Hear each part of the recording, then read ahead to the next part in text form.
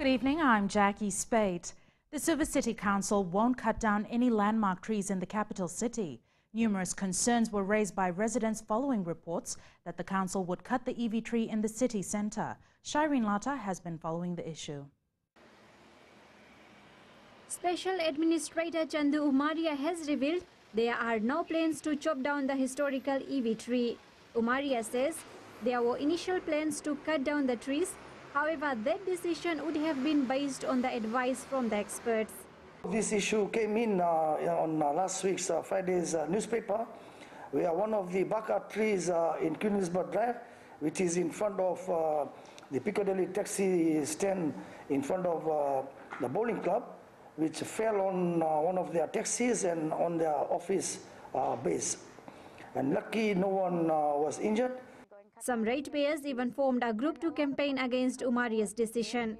Umaria has clarified if the council gets advice from the experts that the tree poses a danger to the public, they will then only trim the tree.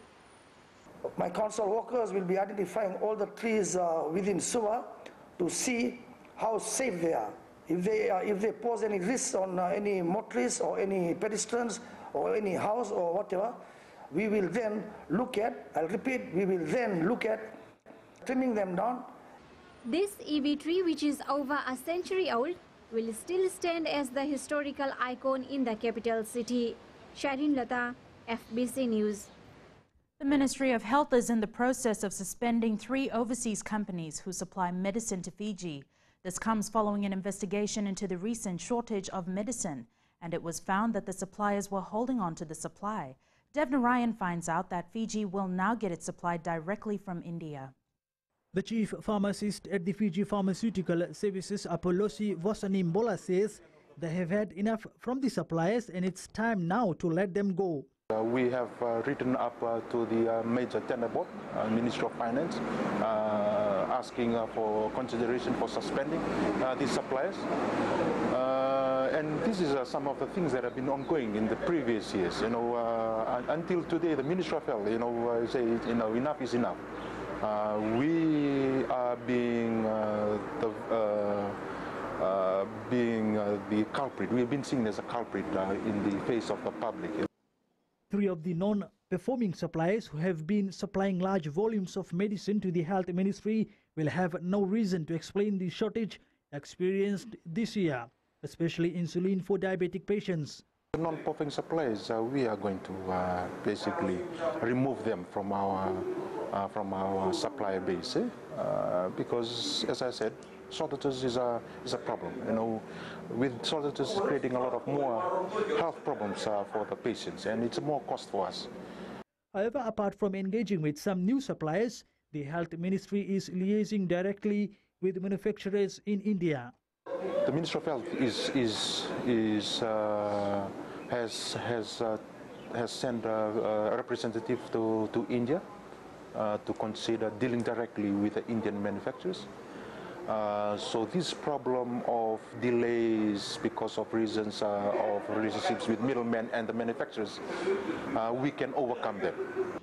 For the past 10 years, the Health Ministry is getting majority of their medical supplies, basically generic medicine, from India. Devna Ryan, FBC News.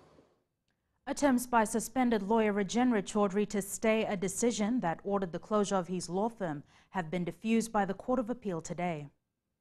The Independent Legal Services Commission had suspended Chaudhry from legal practice for 5 years for unprofessional conduct and further directed him to refrain from carrying out any legal work.